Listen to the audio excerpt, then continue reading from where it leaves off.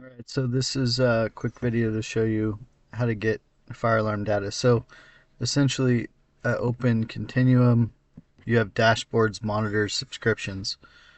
So monitors are just monitoring everything. That's like monitoring every fire alarm that we tell it to, and then we can subscribe to that monitor, basically saying we want to get every time something occurs, or every week, or every month, every year, we can get uh, printouts or PDFs of whatever the data we're looking for in the monitor. So if I go to monitors and then I change it to user, that make sure the folders user created, these are all the ones that we created. The false alarm V2 is the false alarm monitor. You shouldn't have to mess with that. That's just the settings that say what it's monitoring. So if I open it up, one of the things that you want to make note is the rules. So rules for this monitor say basic incident type. So essentially all it's monitoring is anytime there's a call for any of these types of calls, or anytime the captain puts this type of call, which is quite a few. So it's monitoring for any of those type of calls. And then when we go back to the subscription, so I'll just go over here to subscriptions on the V2. These are two are inactive, one is active. The active one is the weekly summary. So within this, it's saying a scheduled summary to send weekly on Mondays now at 7 a.m. Duration is no end date. So every Monday. And it's going to look back, the slice of data, it's going to look back 31 days and pull any calls within the last 31 days that were any of those event types that we talked about in the rules. So since we're now doing this weekly, it makes more sense to probably reduce this to 7 days instead of 31.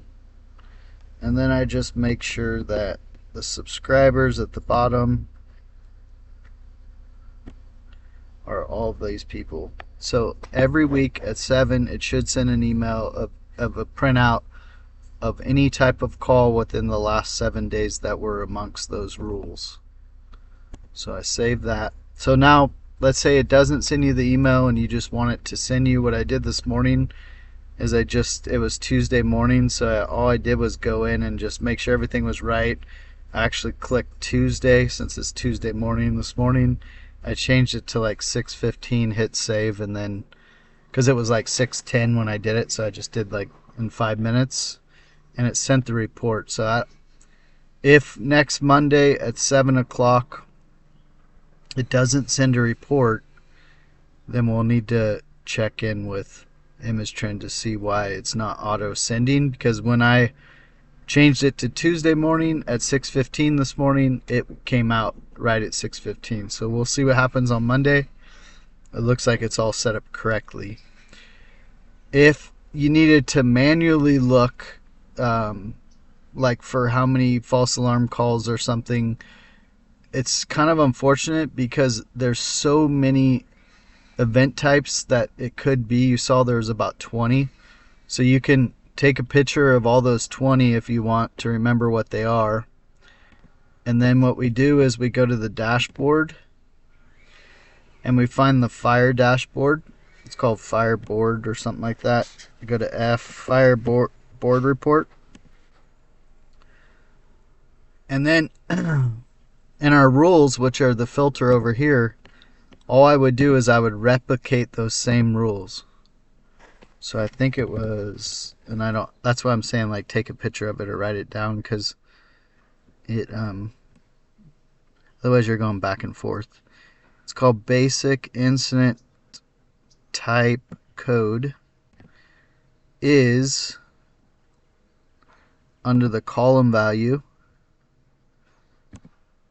So see, these are the codes, and I don't know what the codes are, so it's not the code. It's got to be basic incident this is my point, that it's good to take a picture. So let's go back and look at that. I go to monitors, find the one that's the V2, go to the rules,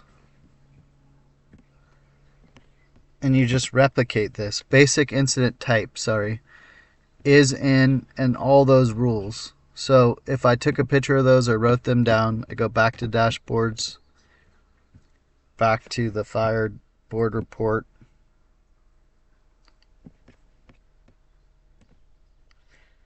go back to the filter,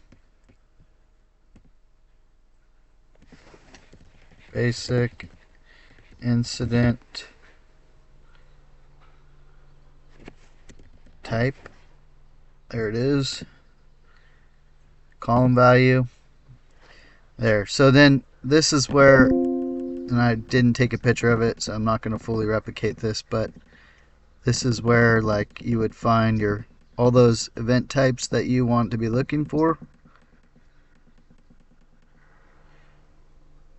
I'll just say it's this one. I'll just use one of them, but you can pick multiple, obviously.